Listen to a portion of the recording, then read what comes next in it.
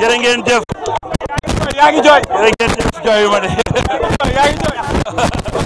jërë ngeen jëf vraiment je suis très touché par cet accueil là et maa ngi leen di gërëm di leen sant di gërëm waa Sénégal et je pense que ndam ci pour ñun ñëpp la.